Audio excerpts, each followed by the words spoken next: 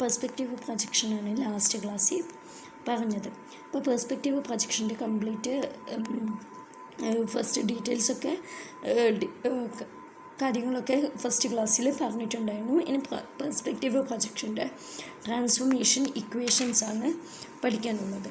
അപ്പോൾ പെർസ്പെക്റ്റീവ് പ്രൊജക്ഷൻ്റെ നമ്മളിപ്പം ഒരു പി എന്ന് പറയുന്ന പോയിൻ്റ് എടുത്തു കഴിഞ്ഞാൽ ഇതൊരു പ്രൊജക്റ്റ് ചെയ്ത് നമ്മുടെ സ്ക്രീനിൽ വരുന്ന പോയിൻ്റാണ് XP YP ZVP എന്ന് പറയുന്ന പോയിൻ്റ്. ഇത് നമ്മുടെ ഒരു റെഫറൻസ് പോയിൻ്റാണ്. അതായത് പെർസ്പെക്റ്റീവ് പ്രൊജക്ഷന് ഒരു റെഫറൻസ് പോയിൻ്റ് ഉണ്ടായിരിക്കും. ആ ഒരു പോയിൻ്റാണ് XPRP ZPRP YPRP ZPRP എന്ന് പറയുന്നത്. സോ അതായത് ഈ XPRP YPRP ZPRP എന്ന് പറയുന്നത് പെർസ്പെക്റ്റീവ് പ്രൊജക്ഷൻ്റെ റെഫറൻസ് പോയിൻ്റാണ്. ഇതാണ് നമ്മുടെ view plane. XP YP ZVP ആണ് നമ്മുടെ പ്രൊജക്റ്റ് ചെയ്ത് ഒരു റിയൽ വേൾഡിലുള്ള ഒരു പോയിൻറ്റിനെ പ്രൊജക്റ്റ് ചെയ്ത് ഈ പ്ലെയിനിലേക്കാണ് നമുക്ക് കിട്ടുന്നത്. PXYZ എന്ന് പറയുന്ന പോയിൻ്റാണ് പ്രൊജക്റ്റ് ചെയ്യുന്നത്.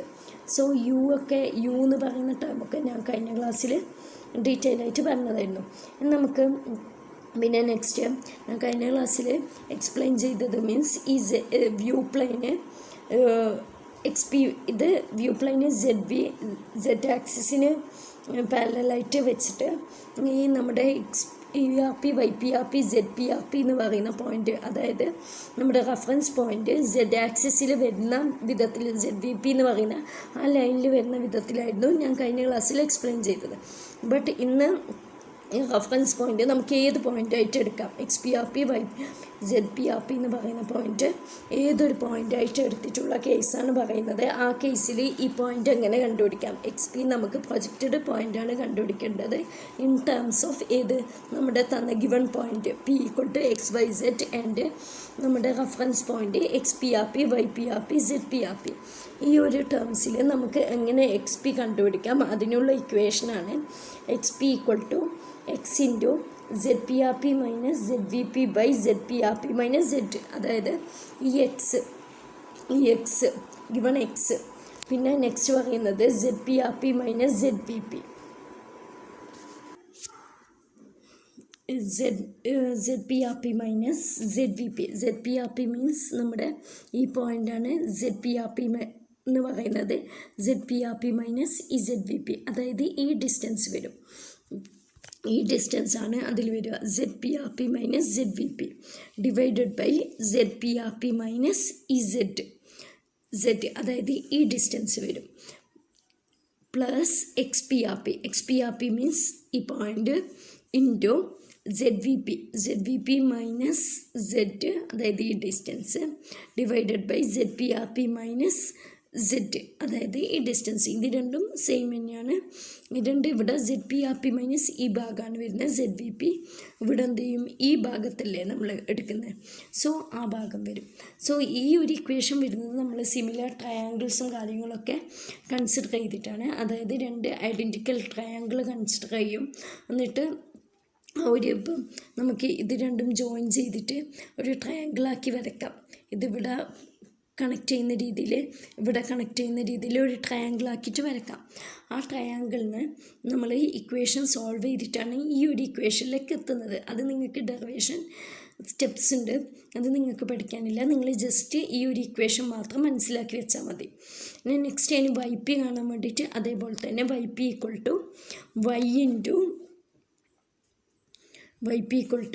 into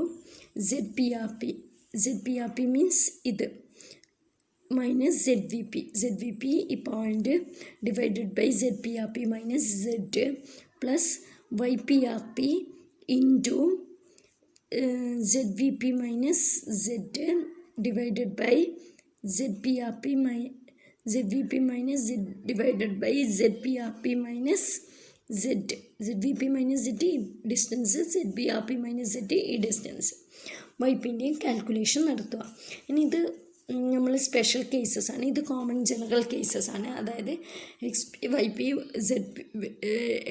YP ZVP എന്ന് പറയുന്ന പോയിൻ്റ് കണ്ടുപിടിക്കാൻ നമ്മൾ എല്ലാ കേസസിലും യൂസ് ചെയ്യുന്ന ഇക്വേഷനാണ് ഇത്. നമുക്ക് സ്പെഷ്യൽ കേസസ് ഉണ്ട്. അതായത് ഞാൻ കഴിഞ്ഞ ക്ലാസ്സിൽ പറഞ്ഞു, സ്പെഷ്യൽ കേസസ് മീൻസ് നമുക്കിപ്പം ഈ പോയിൻ്റ് വേണമെങ്കിൽ എന്ത് ചെയ്യാം, ഈ സെഡ് വ്യൂ എന്ന് പറയുന്ന ആക്സിസിൽ കൊണ്ടുപോയി പ്ലേസ് ചെയ്യാം. ആ കേസിൽ എന്തായിരിക്കും, X P R P Y P R P എന്തായിരിക്കും, 0 ആയിരിക്കും. ആ കേസിൽ അതായത് റെഫറൻസ് പോയിൻ്റ് സെഡ് വ്യൂ ആക്സിസിലാകുമ്പം X P R P Y P R P 0 ആയിരിക്കും. അപ്പം X P R P Y P R P എന്ന് പറയുന്നത് 0 ആയിരിക്കും. സോ ആ കേസിൽ എക്സ് പി എന്ത് വരും, എക്സ് പി ഈക്വൽ ടു ഈ എക്സ് പി ആർ പി 0 ആകുമ്പോൾ ഈ പോർഷൻ അങ്ങ് പോയി കിട്ടും. സോ ഈ ഒരു പോർഷൻ മാത്രം വരും, Z P R P minus Z V P by Z P R P minus Z, ആ ഒരു പോർഷൻ മാത്രം വരും. നെക്സ്റ്റ് വൈ പി എന്ത് വരും, വൈ പി ആർ പി 0 ആകുമ്പം Y P equal to Y into Z P R P minus Z V P by Z P R P minus Z.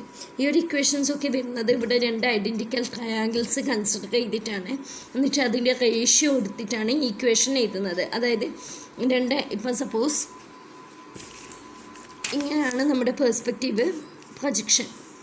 ഇതാണ് നമ്മുടെ reference point X P R P, അല്ലെങ്കിൽ നമുക്ക് റിവേഴ്സായിട്ട് വരയ്ക്കുവാണെങ്കിൽ ഇതാണ് നമ്മുടെ perspective projection reference point X P R P Y P R P Z P R P എന്ന് പറയുന്ന റെഫറൻസ് പോയിൻ്റ്. സോ ഇതാണ് നമ്മുടെ വ്യൂ പ്ലെയിന്. ഇവിടെയാണ് നമ്മുടെ പോയിൻ്റ് കിട്ടുന്നത്. സോ ഇതാണ് നമ്മുടെ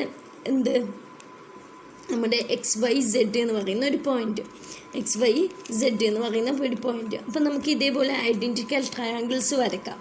സോ ഈ ട്രയാങ്കിൾസിൻ്റെ 2 സൈഡും ഇക്വേറ്റ് ചെയ്തിട്ടാണ് എന്ത് ചെയ്യുന്നത്, നമ്മൾ ഈ ഒരു ഇക്വേഷൻസ് കണ്ടുപിടിക്കുന്നത്. അത് നിങ്ങൾക്ക് ഡെറിവേഷൻ പഠിക്കാനില്ല, നിങ്ങൾ ജസ്റ്റ് ഈ ഒരു ഇക്വേഷൻസ് മാത്രം പഠിച്ചാലും മതി.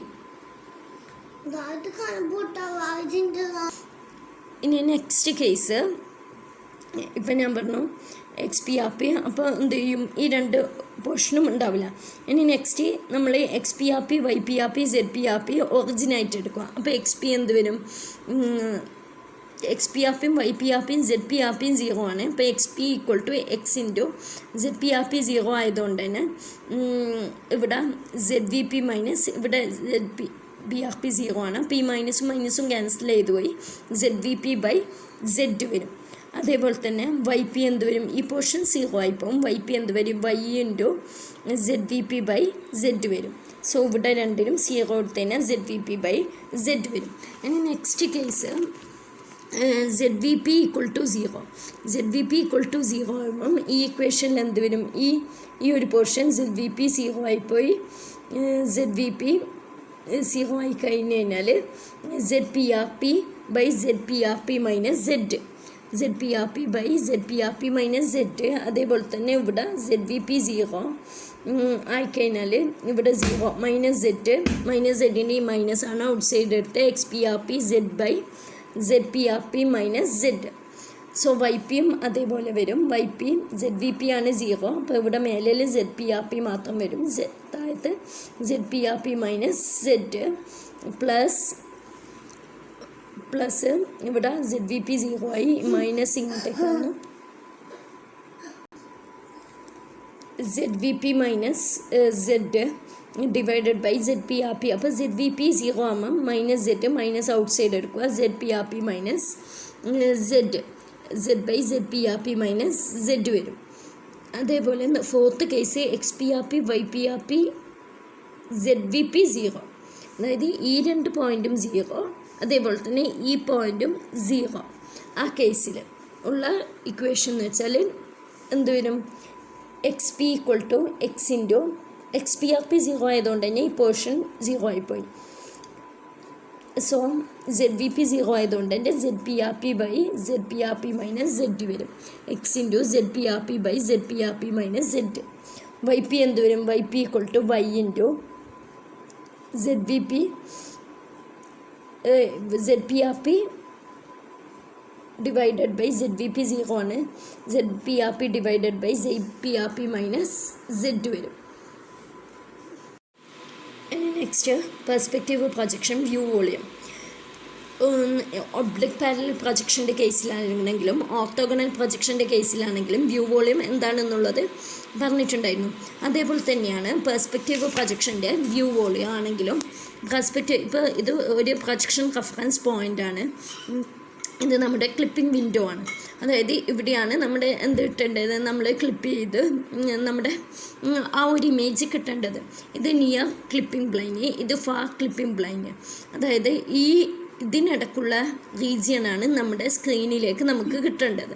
ബാക്കിയൊന്നും വേണ്ട, ബാക്കിയൊക്കെ ക്ലിപ്പ് ചെയ്ത് കളയണം. സോ ഇതാണ് നമ്മുടെ ഈ കംപ്ലീറ്റ് ഇതിനെയാണ് പെർസ്പെക്റ്റീവ് പ്രൊജക്ഷൻ വ്യൂ വോളിയം എന്ന് പറയുന്നത്.